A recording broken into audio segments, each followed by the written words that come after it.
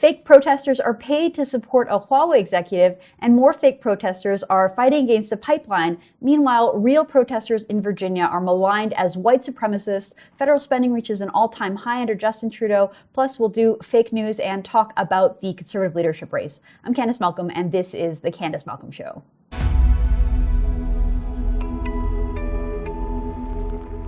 So Huawei executive Meng Wanzhou was in a Vancouver court this week. As you probably know, she is fighting against extradition charges. She's been under house arrest in Vancouver since she was arrested flying into Vancouver on her way to Mexico. She was held. She is being charged with crimes in the United States for breaking U.S. sanctions. She is alleged to have been wheeling and dealing with the terrorist state of Iran, which breaks U.S. sanctions. And so she is going to trial this week. Well, she showed up at a Vancouver courtroom, and there was something fishy going on. There were a group of protesters outside the court, supposedly in support of Miss Meng.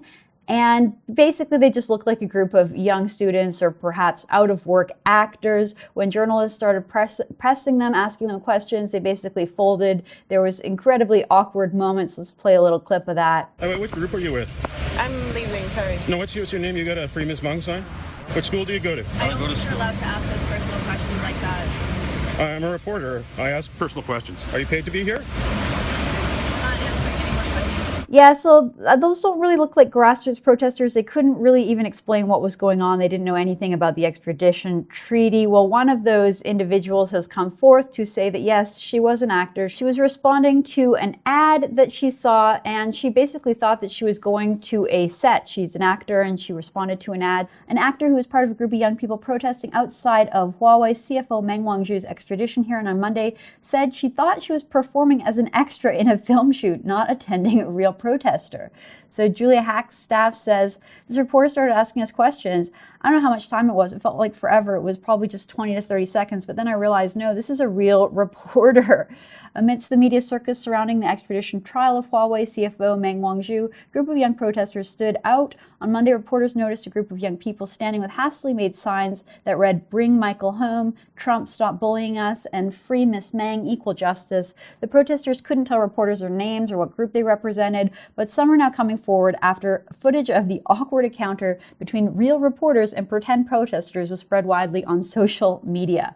Wow, so there's news that they were being paid $100, another report that they were getting paid $150. Well, you know, that's kind of what you expect when you're dealing with a communist regime like China and a state-owned company like Huawei. And those weren't the only protesters out in British Columbia this week. Bigger protests. The protest has expanded for people against the Coastal GasLink pipeline out on Vancouver Island. This time they blocked a ferry terminal, a very popular ferry route going from Vancouver out to Vancouver Island. They came up with a list of demands for the British Columbia government, and they claimed to be representing and supporting a First Nations group. Well, the only problem with this, and this is what we talked about last week with the United Nations report that condemned this exact same project, is that First Nation groups were consulted in the approval of this pipeline, and many First Nation groups actually support the building of this pipeline.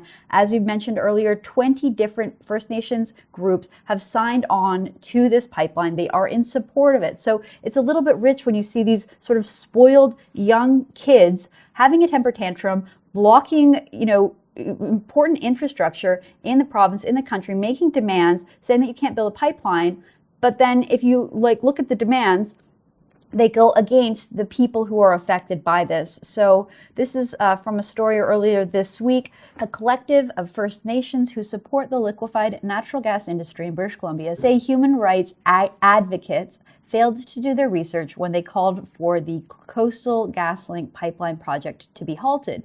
Karen Ogden-Towse, CEO of the First Nations LNG Alliance, says in a letter to Human Rights Commissioner that the pipeline was approved through a democratic process that Indigenous people participated in freely, and neither the committee nor the commissioner consulted supportive Indigenous groups before taking a position. So The process by which this pipeline was approved was democratic. It included First Nation groups involved, and many are supportive of it. So again, why are people protesting it? Why can't we just have a functioning country where projects are built, where we take pride in our natural resource development that, by the way, provides incredibly well-paying, good jobs, not just to First Nations people, but to all Canadians, especially Canadians that have working class backgrounds or blue-collar background. It is an amazing opportunity for people to get well-paying jobs, and yet we have protesters who are just absolutely demanding things that are having a very negative effect on the country. Again, sometimes it seems like our country is just broken. We can't get anything done, and meanwhile, every other country that has natural resources is going full steam in developing them. It's just Canada that can't seem to get past this issue. So we have these two instances of protesters in British Columbia protesting pretty dubious things that have kind of been shown to, be protesting in, let's say, bad faith. Meanwhile, there was a real protest on the other side of the continent over in Virginia. The Democratic lawmakers passed a very extreme gun control legislation in a state that's pretty much a Republican or red state typically, where, there's a lot of landowners and gun owners and sort of more traditional people with traditional values. So after the Democrats passed these gun control laws, thousands of gun rights activists from around the country rallied peacefully at the Virginia Capitol on Monday.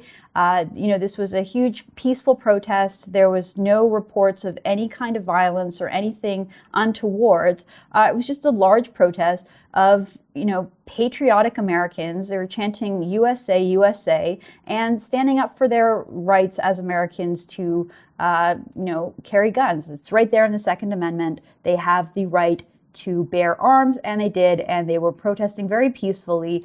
But that doesn't change the way that the media covered the protest. And this is going to be my This Week in Fake News as well, because it really, really was unfortunate the way that the media maligned these protesters. This is like one of the biggest criticisms that people have about the mainstream media, is that reporters by and large are made up of these coastal elites who have never really interacted with people from the center of the country, either in Canada or the US. They don't have any experience with rural people. They don't understand gun culture whatsoever. So they see a bunch of people carrying guns and trying to protest, and all that the media see are a group of, deranged, far-right lunatics, and that's the way they cover it. That's the way they cover it. So this is an exclusive over at TNC.news. CBC ran with a story that was also on CNN and MSNBC, in which they basically accused people at this rally of being white supremacists and white nationalists. There's a whole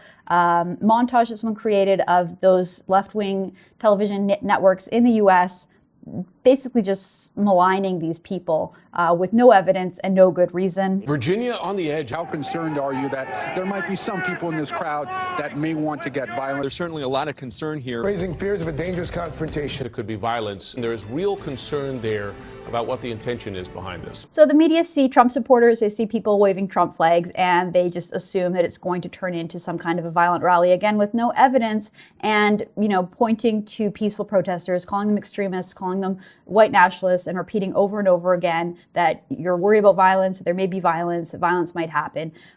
This is a problem with the media, and again, this is why people don't tune in large numbers anymore, because it's just, they take a story, they don't know how to cover it fairly, they don't know how to cover it neutrally, and because of that, they end up just completely disgracing themselves. All right, let's move on. The federal government is spending at an all-time high, according to a new study from the Fraser Institute.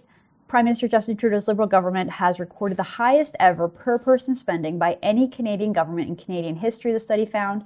That includes governments that were fighting world wars or that were facing huge recessions. They've never spent as much as Justin Trudeau. The high level of spending could lead to rapid deterioration of federal finances should the economy continue to slow or worse, enter into a recession, reported co-author Jake Fuss.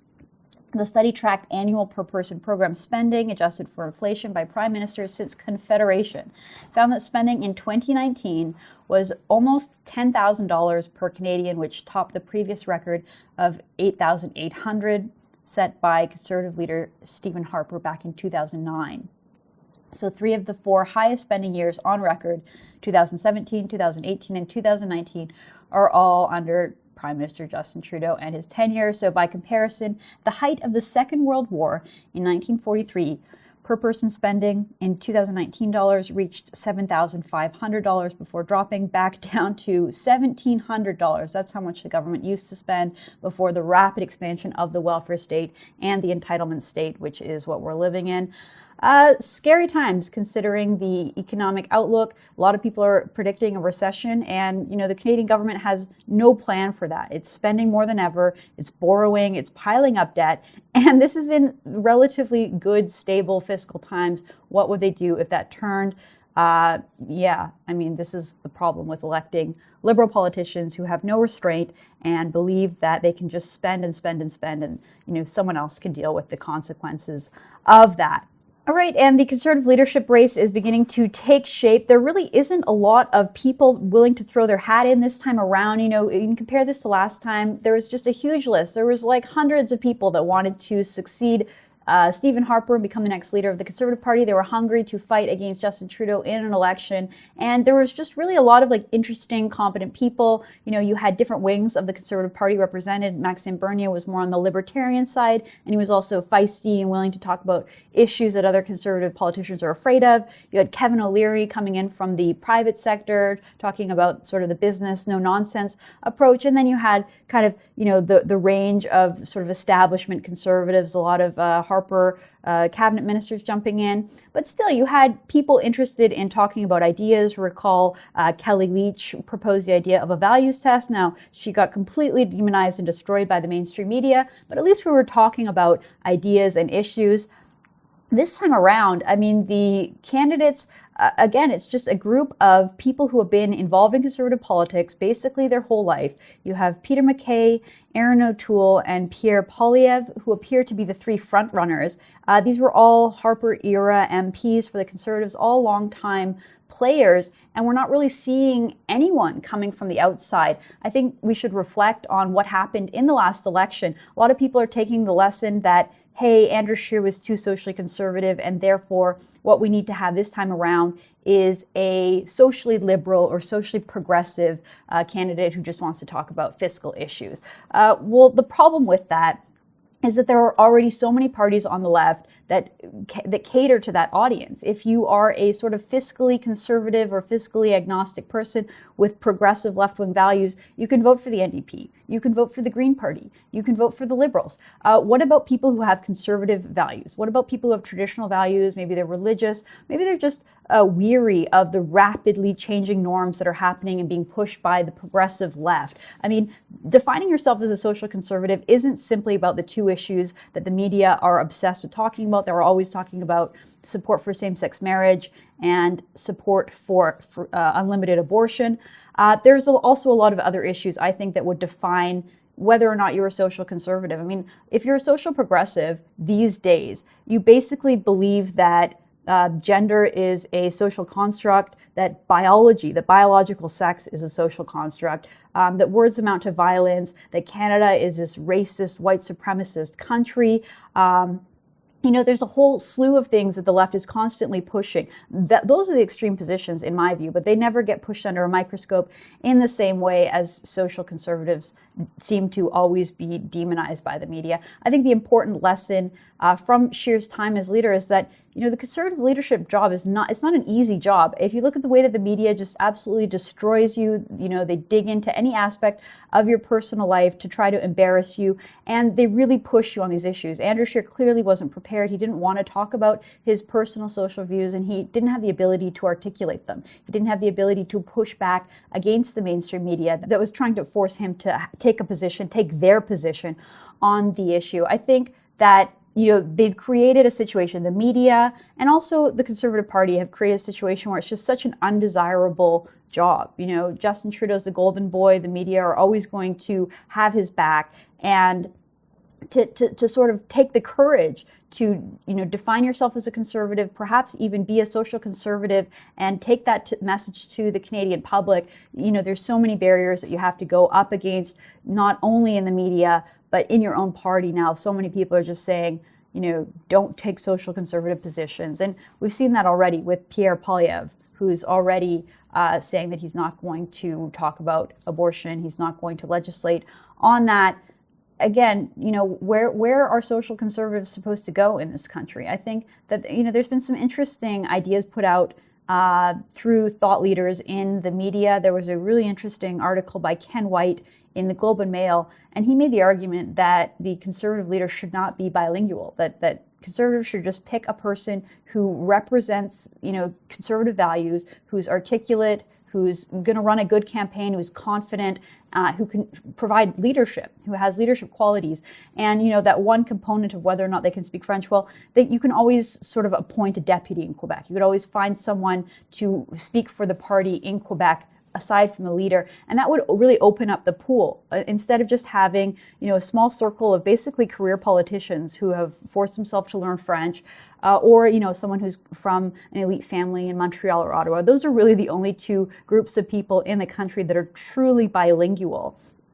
And that just really excludes so many potential good candidates. I think that's good advice. I think that if you got rid of that one component of saying that you have to speak French, a lot more people, people from the business community, people from other, areas that have different backgrounds and different expertise, they may be willing to throw their hat in and create an actual interesting leadership race once again, where we talk about ideas, where we have, people who are willing to defend ideas instead of these like super polished, super vanilla politicians, which is what we have right now. I would like to see that. I think that, nothing against Peter MacKay or Pierre Poilievre. Maybe they would be good leaders. We don't know much about what their policies are and what they stand for just yet.